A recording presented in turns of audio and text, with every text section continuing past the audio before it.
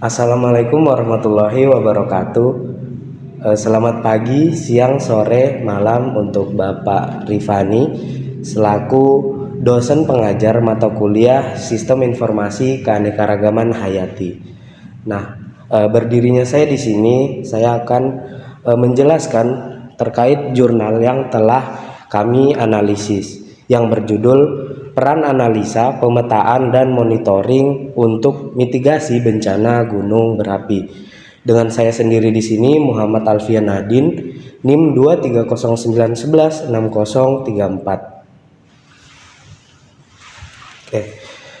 Indonesia memiliki lebih dari 127 gunung berapi aktif yang tersebar di berbagai wilayah Indonesia. Nah, hal tersebut karena Indonesia terletak di cincin api Pasifik.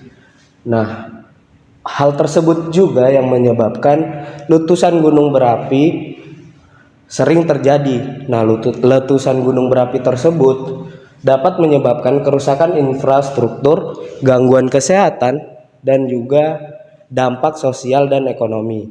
Oleh karena itu, mengevaluasi efektivitas pemetaan dan sistem monitoring dalam mitigasi bencana gunung berapi di Indonesia menjadi aspek yang sangat penting. Oke.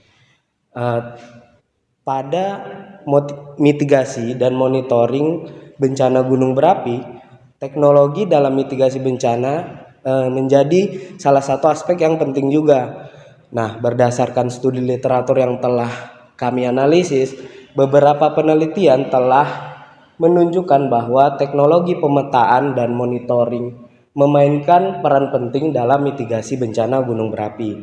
Nah, yang pertama itu dari Bahri et al. 2024 menyatakan bahwa pemetaan berbasis sistem informasi geografis dapat mengidentifikasi zona bahaya dan merancang jalur evaluasi yang lebih efektif. Nah, contohnya yaitu penerapan metode LAHARS. Nah, metode tersebut diterapkan pada Gunung Semeru. Nah, yang didapat saat itu metode tersebut memetakan jalur aliran lahar sehingga mendukung perencanaan mitigasi bencana yang lebih akurat. Nah, lalu selanjutnya adalah dari Azizah et al. 2023 menyatakan pentingnya sistem monitoring vulkanik di mana melibatkan sensor seismik, analisis deformasi tanah, pemantauan gas vulkanik dan citra satelit. Nah, teknologi tersebut itu memungkinkan deteksi dini aktivitas vulkanik sehingga meningkatkan kesiapsiagaan masyarakat dan mempercepat respon jika terjadi hal tersebut.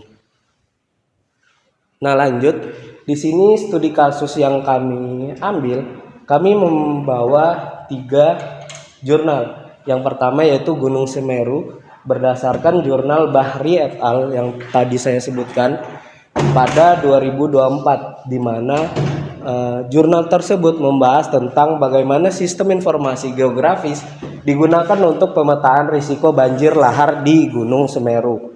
Nah, pada penerapannya metode LAHARS menentukan jalur aliran lahar dan daerah beresiko tinggi, dan saat itu pula dapat disimpulkan bahwa penerapan metode tersebut itu efektif dan efisien.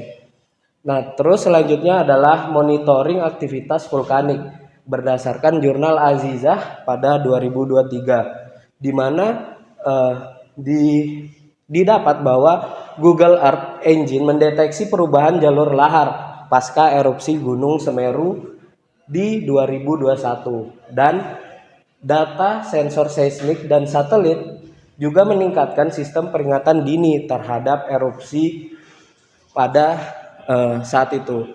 Lalu selanjutnya adalah kesiapsiagaan masyarakat berdasarkan studi Fahmi dan Hisbaron menyatakan bahwa edukasi kebencanaan sangat berpengaruh terhadap kesiapan masyarakat menghadapi erupsi, dan juga masih banyak komunitas kurang memahami resiko erupsi sendiri sehingga perlu untuk ditingkatkan edukasi tiap masyarakatnya. Nah, lalu selanjutnya, oleh karena itu tantangan dan rekomendasi itu ada tantangannya sendiri, yaitu keterbatasan infrastruktur di daerah rawan bencana, lalu kurangnya tenaga ahli dalam analisis data geospasial, lalu minimnya integrasi data antara lembaga kebencanaan. Lalu selanjutnya yaitu kurangnya akses teknologi dan kesadaran masyarakat terhadap risiko bencana. Nah, berdasarkan tantangan tersebut diambil rekomendasi-rekomendasi antara lain yaitu optimalisasi teknologi sistem informasi geografis dan sistem monitoring berbasis sensor, lalu edukasi masyarakat agar lebih sadar akan risiko bencana, dan juga koordinasi lebih baik antara lembaga kebencanaan tadi. Nah, sehingga dapat disimpulkan bahwa pemetaan berbasis SIG atau Sistem Informasi Geografis ini dan sistem monitoring seperti sensor seismik, deformasi tanah, dan lain-lain berperan penting dalam mitigasi bencana gunung berapi.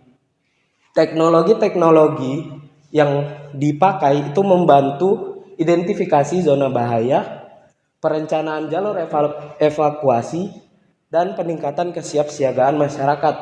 Nah, di mana sayangnya keterbatasan infrastruktur, kurangnya tenaga ahli, dan minimnya integrasi data antar lembaga masih menjadi hambatan atau kendala. Nah, sehingga diperlukan strategi yang mencakup peningkatan sumber daya manusia, koordinasi antar lembaga, dan edukasi masyarakat agar mitigasi bencana gunung berapi dapat lebih efektif, efisien, responsif, dan berkelanjutan. Itu saja dari saya. Sekian dan terima kasih. Wassalamualaikum warahmatullahi wabarakatuh. Waalaikumsalam.